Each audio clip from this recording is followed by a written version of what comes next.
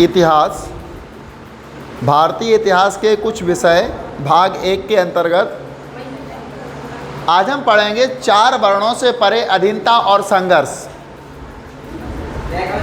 बंधुत्व, जाति तथा वर्ग इस विषय का या इस पाठ का नाम है और इसी के अंतर्गत उपभाग है 3.5 4 वर्णों से परे अधीनता और संघर्ष। कल हमने आपको बताया था कि जो लोग ब्राह्मणीय सभ्यता के प्रभाव में नहीं होते थे उन्हें शक की दृष्टि से देखा जाता था। उन्हें पशु, अछूत या अन्य प्रकार से चित्रित किया जाता था, यानी उन्हें 4 वर्णों से अलग माना जाता था। ये जो 4 वर्ण थे, ब्राह्मण, क्षत्रिय, वैश्य और शूद्र, इनसे उन्हें अलग माना जाता था, असभ्य मान लेते थे उनको।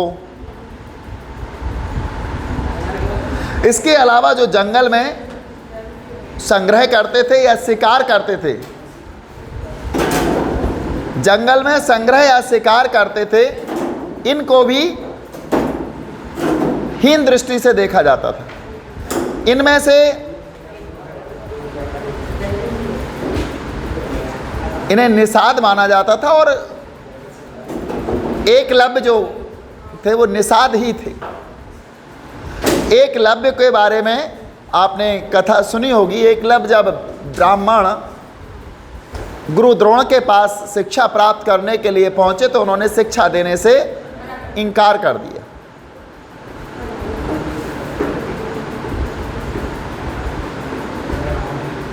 इसलिए जो भी ब्राह्मणीय सभ्यता के प्रभाव से बाहर रहे उन्हें परे माना गया, वर्णों से परे, समाज से परे माना गया, उन्हें हीन दृष्टि से देखा गया। कुछ यायावरों के बारे में भी कल बताया था कि जो यायावर पशुपालक होते थे उनके कर्म जो कृषि करने वाले किसान थे उनसे अलग माने जाते थे, उनके प्रभाव में वो नहीं रहते थे, तो उनको भी कुछ गलत शब्दों का इस्तेमाल करके या निम्न शब्दों का इस्तेमाल करके संबोधित किया जाता था। यहाँ तक कि उनको संस्कृत भाषा के शब्द मलेच्छ से कह के संबोधित कर लिया जाता था। आज हम पढ़ेंगे 4 वर्णों के परे अधीनता और संघर्ष। तो इसमें क्या था, ब्राह्मण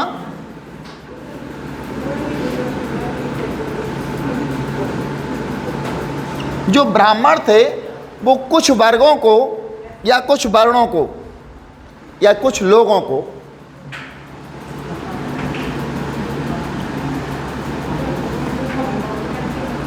वर्ण व्यवस्था, जो वर्ण व्यवस्था थी, ब्राह्मण, क्षत्रिय और शूद्र 4 वर्णों में बटी हुई व्यवस्था थी, वर्ण व्यवस्था वाली प्रणाली के बाहर मानते थे वो।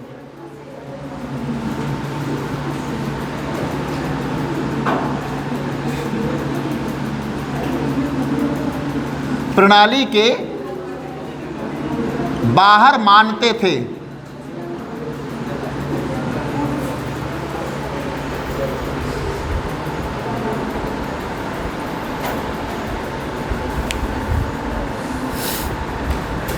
साथ ही उन्होंने समाज के कुछ वर्गों को अस्पृश्य घोषित कर दिया गया था। इन्होंने क्या किया था, ब्राह्मण कुछ लोगों को वर्ण व्यवस्था वाली प्रणाली से बाहर मानते थे, साथ ही उन्होंने कुछ लोगों को या वर्गों को, कुछ वर्गों को अस्पृश्य, अस्पृश्य का मतलब होता है अछूत, इनको छुआ ना जा सके ऐसा माना गया था कि इनको छूना भी नहीं है।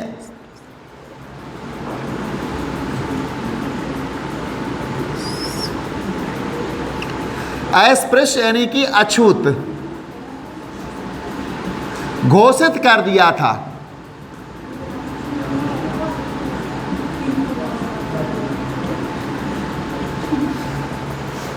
कुछ लोगों को तो इन्होंने अछूत या अस्पृश्य घोषित कर दिया था, इनको छूना नहीं है,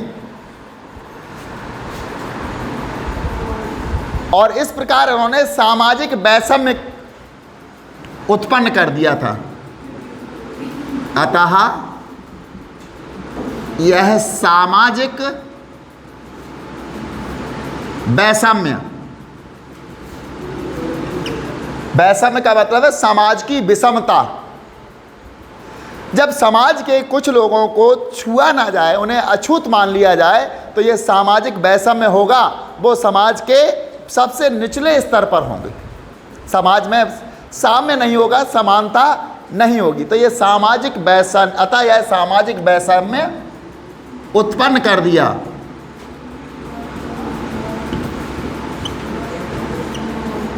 यह सामाजिक वैषम्य जो उत्पन्न किया है, यह ब्राह्मणों के द्वारा किया गया था।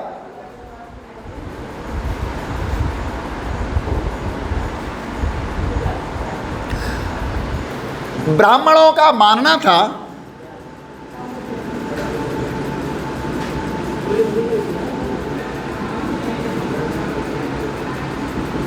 कि कुछ कर्म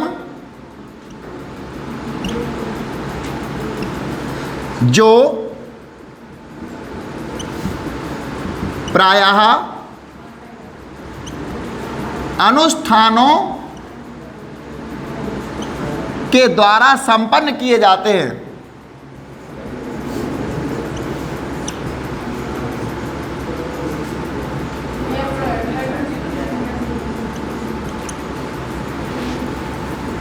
वे ही पुनीत या पवित्र हैं।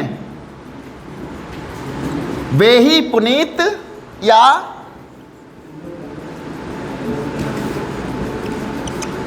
पवित्र हैं। मतलब ब्राह्मणों ने यह माना था कि जो कर्म वो अनुष्ठानों के द्वारा करते हैं, वो कर्म ही पवित्र या पुनीत हैं। शेष कर्म पवित्र नहीं हैं, ना ही पुनीत हैं।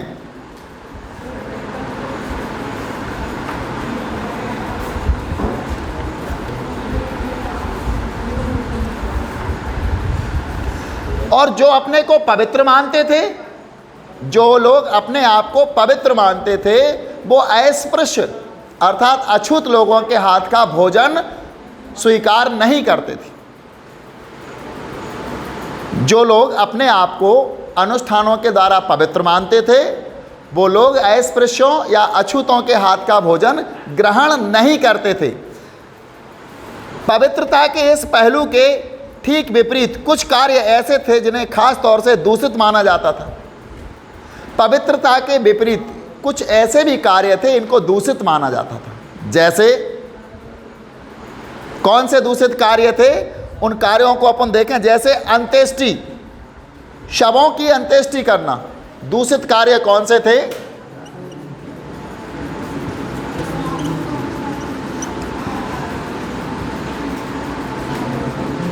शवों की अंत्येष्टि। अंत्येष्टि जानते हैं आप लोग? शव मृत शरीर को कहते हैं, और अंत्येष्टि उसका जो अंतिम संस्कार किया जाता है, जैसे जलाना, दफनाना, जो भी अंत्येष्टि करते हैं, जहाँ जो प्रथा होती है वो अंत्येष्टि कहलाती है। तो जो लोग शवों की अंत्येष्टि करते थे उनको अपवित्र माना जाता था या अछूत माना जाता था। और मृत पशुओं को छूने वाले, जब हाँ कोई पशु मर जाता था, उनको जो छूने वाले लोग होते थे उनको भी क्या माना जाता था? अछूत या चांडाल कहा जाता था इनको।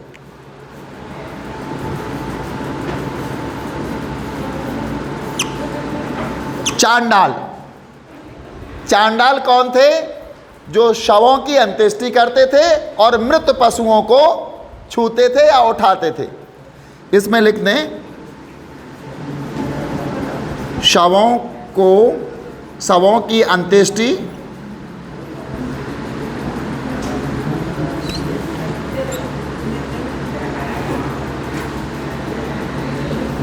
करना या मृत पशुओं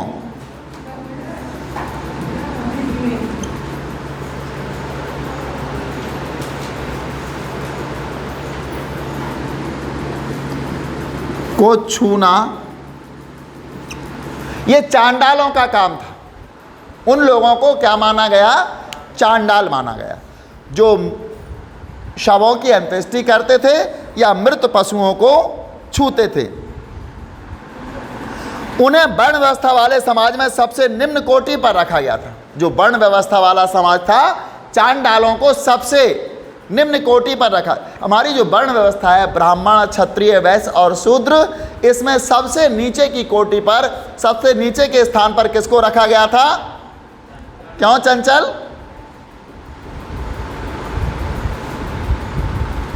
किसको रखा गया था सबसे निम्न कोटि पर?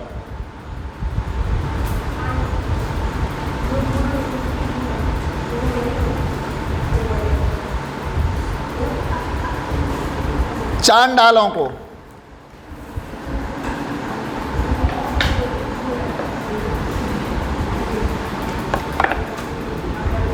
चांडालों को रखा गया था सबसे निम्न कोटि पर। वे लोग स्वयं को सामाजिक क्रम में सबसे ऊपर मानते थे। ब्राह्मण अपने आप को सामाजिक क्रम में सबसे ऊपर मानते थे। इन चांडालों का स्पर्श, चांडालों को छूना, यहाँ तक कि उन्हें देखना भी अपवित्रकारी था। उनको छूना और देखना अपवित्रकारी था। अगर उनको छू लिया या देख लिया तो ये अपवित्र माना जाता था। अब ये कैसे बचें छूने से, कैसे बचें देखने से? इसके लिए हम मनुस्मृति तक चलते हैं। मनुस्मृति में चांडालों के कर्तव्य लिखे हुए हैं। मनुस्मृति हमारे समाज के विभिन्न व्यवहारों को निर्धारित करने में महत्वपूर्ण भूमिका निभाता है। तो मनुस्मृति में लिखा है चांडालों के कर्तव्य। इसकी सूची मिलती है। सबसे पहले उनके बारे में कहा जाता है वे गांव के बाहर रहना होता था। यानी चांडालों को कहाँ रहना होता था? गांव के बाहर। गांव के बाहर रहना ये चांडाल का कार्य था। वो गांव के अंदर नहीं रह सकता था। दूसरी इनकी सूची मनुस्मृति के अनुसार दूसरा इनका कर्तव्य था मरे हुए लोगों के वस्त्र। वो कौन से कपड़े पहनते थे? मरे हुए लोगों के वस्त्र तथा लोहे के आभूषण पहनते थे। चांडालों का क्या करना होता था? गांव के बाहर रहना होता था और मरे हुए लोगों के वस्त्र धारण करने पड़ते थे।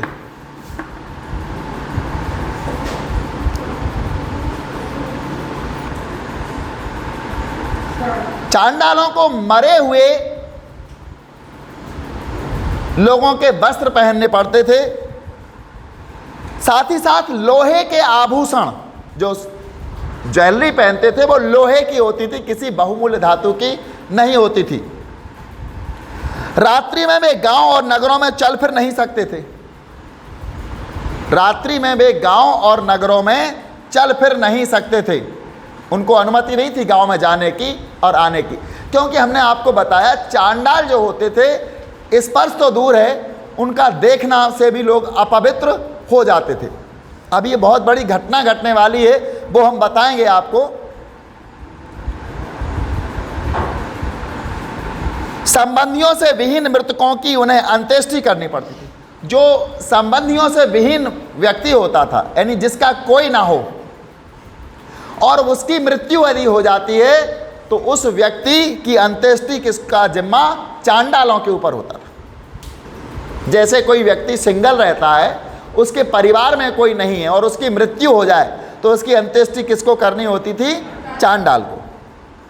तथा बधिक के रूप में भी कार्य करना होता था। बधिक जानते किसे कहते हैं? जिसको कसाई बोलते हैं हम, जो हत्या करता है, मारता है, जानवरों को बलि के समय मारता है, या फिर राजा या किसी दंड के से कोई किसी की हत्या की जाती है, दंड के द्वारा फांसी दी जाती है, तो ऐसी जगह पर चांडालों को ही बुलाया जाता था। बधिक का कार्य इनको करना पड़ता था। एक बार चीन से एक भिक्षु यहां आए थे, बौद्ध भिक्षु। चीन से यहां एक बार बौद्ध भिक्षु आए, उनका नाम था फा सियन। फा सियन, फा सियन। चीन से जो बौद्ध भिक्षु आए थे तो उनने क्या देखा यहां भारत में और उन्होंने लिखा क्या था। ये लगभग 5वीं शताब्दी ईसा पूर्व यहां आए थे और उनका कहना है कि अस्पृश्यों को सड़क पर चलते हुए, जो चांडाल होते थे, अछूत होते थे, जब वो सड़क पर चलते थे तो करताल यानी ताली बजाते हुए चलना पड़ता था। इसको करताल कहते, करतल ध्वनि कहते ना, कर हाथ, तल माने इनके तलवे की, ध्वनि इस आवाज, इसको करतल ध्वनि कहते हैं। तो जो चांडाल होते थे अगर राह में चलते हैं तो उनको अपनी करतल ध्वनि करते हुए चलना पड़ता था, जिससे लोगों को उनकी उपस्थिति का एहसास हो सके, लोगों को ये लग सके कि कोई चांडाल यहाँ चल रहा है, वो उसको देखे नहीं और उससे दूर हो जाए। इसलिए उनको ऐसा फासियन, जो एक चीनी बौद्ध भिक्षु थे, उन्होंने अपने यात्रा वृत्तांत में लिखा है।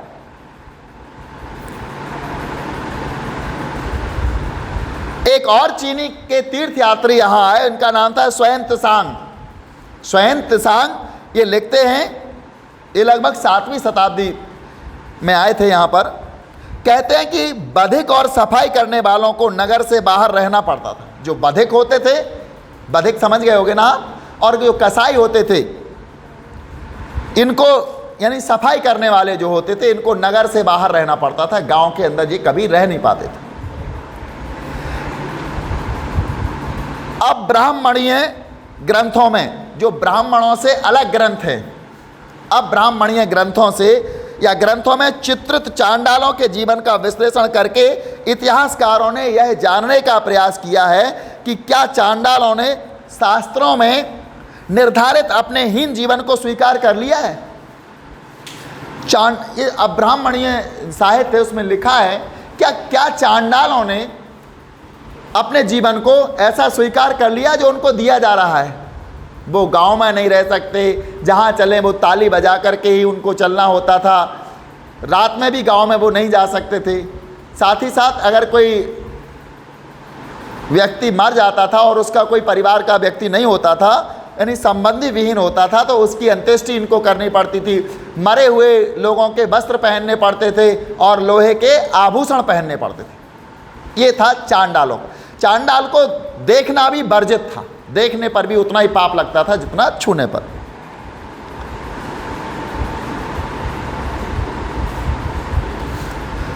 बोधिसत्व एक चांडाल के रूप में, स्रोत 10 हम इसका अध्ययन करेंगे, स्रोत 10 का। इसमें बोधिसत्व एक चांडाल के रूप में,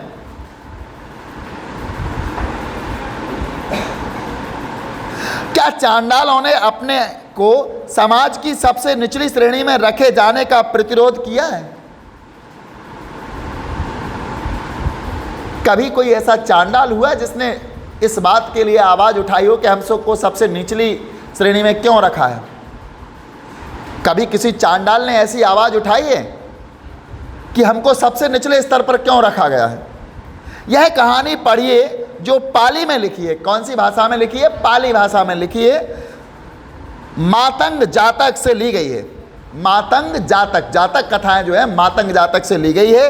इस कथा में बोधिसत्व पूर्व जन्म के बुद्ध, इन्हें पूर्व जन्म का बुद्ध माना गया है, एक चांडाल के रूप में चित्रित हैं। बोधिसत्व को चांडाल के रूप में चित्रित किया गया है। जातक कथाएं पूर्व जन्म की कथाएं होती थी और महात्मा बुद्ध कहते कि ये जातक कथा है, ये मैं ही था पूर्व जन्म में और मैं एक चांडाल के रूप में यानी बोधिसत्व के रूप में था। एक बार बोधिसत्व ने, ध्यान से सुने इस कहानी को, एक बार बोधिसत्व ने बनारस नगर के बाहर, नगर कौन सा था? बनारस नगर के बाहर एक चांडाल के पुत्र के रूप में जन्म लिया।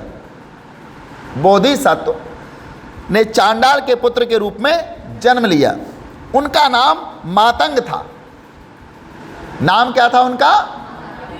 जन्म किसने लिया था? बोधिसत्व ने। एक दिन वे किसी कार्यवश नगर में गए।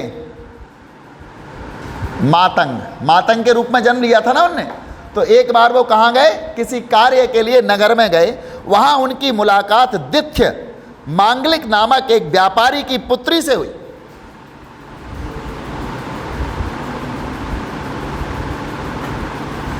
इनकी मुलाकात किससे होती है? दिथ्य मांगलिक नाम के एक व्यापारी की पुत्री से होती है। किनकी मुलाकात होती है? मातंग, जो कि एक चांडाल के रूप में थे और नगर भ्रमण पर जिन निकले, तो वहां इनकी मुलाकात एक दिथ्य मांगलिक व्यापारी की पुत्री से हो जाती है। उन्हें देखकर वह चिल्लाई, उनको देखकर वो चिल्लाई, मैंने कुछ अशुभ देख लिया है। क्या कहने लगी? मैंने कुछ अशुभ देख लिया है। यह कहकर उसने अपनी आंखें धोई। सबसे पहले उसने क्या पवित्र किया? हमने आंखों से अपवित्र व्यक्ति को देखा, मातंग को देखा, ये चांडाल है, तो सबसे पहले उसने अपनी आंखें धोई। उसके क्रोधित सेवकों ने मातंग की पिटाई की, और उसके जो सेवक थे, दिथ्य मांगलिक की जो पुत्री थी उसके सेवक थे, उन्होंने मातंग की पिटाई की। विरोध में मातंग व्यापारी के घर के दरवाजे के बाहर जाकर लेट गए। जब उनकी पिटाई हो गई मातंग की, तो वो जाकर के उस व्यापारी की, जहां लड़की रहती थी, ये व्यापारी रहता था, उसके घर के दरवाजे के सामने लेट गए। विरोध करने पर, पहली बार विरोध किया किसी चांडाल ने। विरोध में मातंग व्यापारी के घर के दरवाजे के बाहर जाकर लेट गए। 7वें रोज घर के लोगों ने बाहर आकर दिथ्य को उन्हें सौंप दिया। दिथ्य वो व्यापारी की बेटी थी, दिथ्य मांगलिक, तो 7 दिन तक उनने दरवाजा नहीं खोला, क्योंकि चांडाल को देखना अशुभ माना जाता था, अपवित्र माना जाता था। तो उन्होंने 7वें दिन आकर के उस दिथ्य को, वो मातंग को सौंप दिया कि अब तुम इसको ले जाओ, क्योंकि इसने तुम्हें देख लिया, तुमने इसे देखा था या इसने तुम्हें देखा था, तो यहाँ पर ये अपवित्र हो गई और अब आप यहाँ विरोध कर रहे हो, तो इसी को ले जाओ। दिथ्य उपवास से क्षीण हुए, मातंग को लेकर चांडाल बस्ती में आई। 7 दिन तक इन्होंने उपवास किया था, मातंग ने कुछ खाया नहीं था। दिथ्य जो थी व्यापारी की बेटी थी, वो अब मातंग को लेकर चांडाल की बस्ती में आ गई। उसने समझ लिया कि अब यही हमारे पति होंगे, तो उसने सोचा ये क्षीण हो चुकी इनकी शक्ति, जीर्ण इनका शरीर हो गया, 7 दिन तक कुछ नहीं खाया, तो ऐसे जर्जर शरीर को लेकर उनके वो आकर के चांडालों की बस्ती में आ गई। घर लौटने पर मातंग ने संसार त्यागने का निर्णय लिया। जैसे ही घर लौटे तो मातंग ने कहा, अब मैं संसार त्यागने के लिए तैयार हूं। दिथ्य को भी साथ में ले आए और अब संसार त्यागने को तैयार। अलौकिक शक्ति हासिल करने के उपरांत वह बनारस लौटे। जब उन्हें अलौकिक शक्ति, संसार त्यागने का मतलब है तपस्या के लिए चले गए, और जब उनको अलौकिक शक्ति प्राप्त हुई तो वो वापस बनारस लौटे और उन्होंने दिथ्य से विवाह कर लिया। तब तक उन्होंने दिथ्य से विवाह नहीं किया था, चांडाल की बस्ती में ही रहने दिया। जब वो वहाँ से अलौकिक शक्ति हासिल करके वापस आए तपस्या के दौरान, तो उन्होंने दिथ्य से विवाह कर लिया। मांडव्य कुमार नामक उनका एक पुत्र हुआ। उस दिथ्य से मातंग को मांडव्य कुमार नाम का एक पुत्र हुआ। बड़े होने पर उसने 3 वेदों का अध्ययन किया। जब बड़ा हो गया तो उसने कितने वेदों का अध्ययन किया? 3 वेदों का, मांडव्य कुमार ने। तथा प्रत्येक दिन वह 16,000 ब्राह्मणों को भोजन कराता था। प्रत्येक दिन कितने? 16,000 ब्राह्मणों को बनारस में भोजन कराता था। एक दिन फटे वस्त्र पहने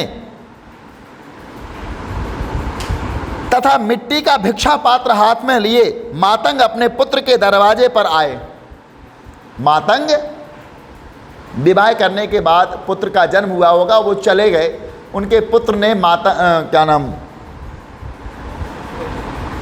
मांडव्य कुमार ने 3 वेदों का अध्ययन कर लिया था और वो बड़े धर्मात्मा थे। उन्होंने प्रतिदिन 16,000 ब्राह्मणों को भोजन भी कराते थे। एक दिन उन्हीं के दरवाजे पर फटे हुए वस्त्र पहने और हाथ में मिट्टी का भिक्षा पात्र लिए कोई व्यक्ति आता है। मातंग ही थे वो, अपने पुत्र के दरवाजे पर आए और उन्होंने भोजन मांगा। मांडव ने कहा कि वे एक पतित आदमी प्रतीत होते हैं, अतः भिक्षा के योग्य नहीं है। मांडव ने कहा कि तुम पतित आदमी हो, अपवित्र व्यक्ति हो, तुम भिक्षा के पात्र नहीं हो, मैं आपको भिक्षा नहीं दूंगा। मांडव उनको पहचान नहीं पाया था। अतः भिक्षा के योग्य नहीं, भोजन ब्राह्मणों के लिए है। मातंग ने उत्तर दिया, उनने कहा ये भोजन हमारा जो बन रहा है ये ब्राह्मणों के लिए है। तो मातंग ने क्या उत्तर दिया, जिन्हें अपने जन्म पर गर्व है वह अज्ञानी है। जिन लोगों को अपने जन्म पर गर्व है वो अज्ञानी है। हमारा जन्म यहां हुआ है, हमें इस चीज पर गर्व है, तो मातंग ने कहा वो अज्ञानी हैं। वे भेंट के पात्र नहीं हैं, उन्हें भेंट भी नहीं देना चाहिए। जिन्हें जन्म पर गर्व है वो अज्ञानी है, वो भेंट के पात्र नहीं है। इसके विपरीत जो लोग दोषमुक्त हैं, जिनमें कोई दोष नहीं है, वे भेंट के योग्य हैं, उन्हें भेंट देना चाहिए। भेंट किनको नहीं देना चाहिए, जिन्हें अपने जन्म पर गर्व है वो अज्ञानी, और अज्ञानियों को भेंट मत दो। लेकिन जो दोष रहित हैं, जिनमें कोई दोष नहीं है, उनको भेंट देना चाहिए। मांडव ने क्रोधित होकर अपने सेवकों से मातंग को घर से बाहर निकालने को कहा। मांडव ने अपने सेवकों से कहा कि ये जो भिक्षा लेने आए हैं भिक्षुक, इनको घर से बाहर निकाल दो। मातंग आकाश में जाकर अदृश्य हो गए, क्योंकि उन्हें तो तपस्या से ज्ञान प्राप्त हो गया था, तो वो आकाश में जाकर के अदृश्य हो गए। जब दैत्य मांगलिक को इस प्रसंग के बारे में पता चला, दैत्य मांगलिक मांडव कुमार की कौन थी?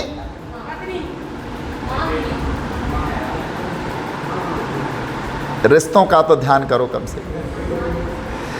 उनकी माता थी और मातंग की पत्नी थी। जब उसको पता चला तो वह उनसे माफी मांगने के लिए उनके पीछे आई। माफी मांगने कौन आई? दैत्य मांगलिक। क्योंकि उसने देखा कि मेरे पुत्र ने इनको घर से निकाल दिया, तो वह माफी मांगने के लिए उनके पीछे आई। मातंग ने उससे कहा कि वह उनके भिक्षा पात्र में बचे हुए भोजन का कुछ अंश मांडव तथा ब्राह्मणों को दे दे। उनने कहा कि वह उनके भिक्षा पात्र में बचे हुए भोजन का, उनके जो मातंग के भिक्षा पात्र में भोजन बचा हुआ था कुछ, उसका हिस्सा किसको दे दे? मांडव कुमार को, और ब्राह्मणों को दे दे।